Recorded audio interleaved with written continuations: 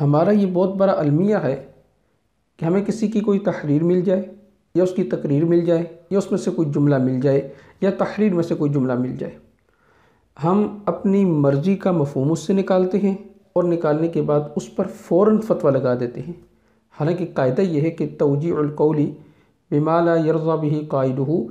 کہ قائل کے قول کی وہ توجیہ کرنا کہ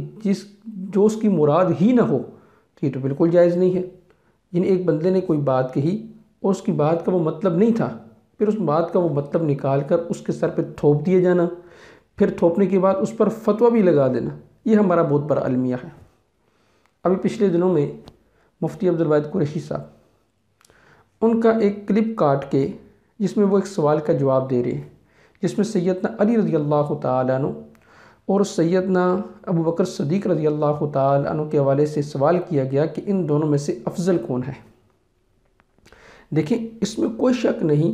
کہ علماء کے درمیان اس بات میں کچھ اختلاف رہا ہے کہ سیدنا علی رضی اللہ تعالیٰ عنہ کے فضائل زیادہ ہیں یا سیدنا ابو بکر صدیق رضی اللہ تعالیٰ عنہ کے، لیکن اہل سنت والجماعت کا اجماعی عقیدہ یہ ہے کہ ابو بکر صدیق رضی اللہ تعالیٰ عنہ افضل ہیں، پھر دوسرے نمبر پر عمر فاروق رضی اللہ تعالیٰ عنہ، پھر عثمان غنی رضی اللہ تعالیٰ عنہ، پھر علی المرتضیٰ رضی اللہ تعالیٰ عنہ۔ اب جب ان سے سوال کیا گیا تو انہوں نے کلی طور پر نہیں کہا، بلکہ ابو بکر صدیق رضی اللہ تعالیٰ عنہ کی افضلیت کا اقرار تو کلی طور پر ہے، جبکہ سیدنا علی رضی اللہ تعالیٰ عنہ کے افضل ہونے کا اعتبار ایک جزوی اعتبار سے تھا کہ نبی اکرم صلی اللہ علیہ وسلم کی جو نسل آگے چلی ہے وہ سیدنا علی رضی اللہ تعالیٰ عنہ سے چلی ہے، وہ آپ داماد ہیں، تو اس اعتبار سے انہوں نے کہہ دیا کہ دامادوں میں سیدنا علی رضی اللہ تعالیٰ عنہ کا مقام وہ زیادہ ہے۔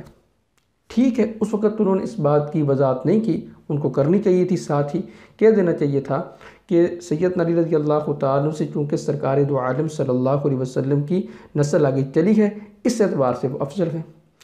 جزوی فضیلت تو صحابہ کی بے شمار ملتی ہے، ابو بکر صدیق رضی اللہ تعالیٰ عنہ کی ملتی ہے، عمر فاروق رضی اللہ تعالیٰ عنہ کی ملتی ہے، عثمان غنی، علی المرتضیٰ،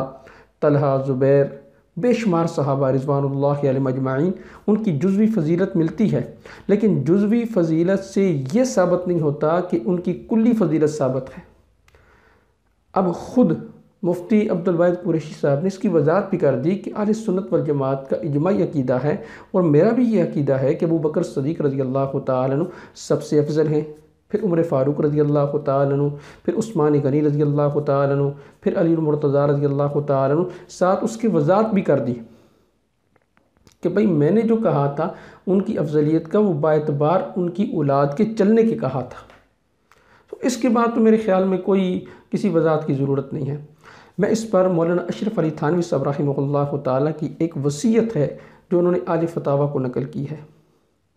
تو آل فتاویٰ تو ایسا کام خیر نہیں کرتے، یہ عوام کل انعام، یہ کچھ ایسے لوگ جو خاص پروپیگنڈے کے تحت چل رہے ہوتے ہیں، جس کی طرف انہوں نے اشارہ بھی کیا ہے، تو اس طرح کے لوگ پروپیگنڈا کرتے ہیں۔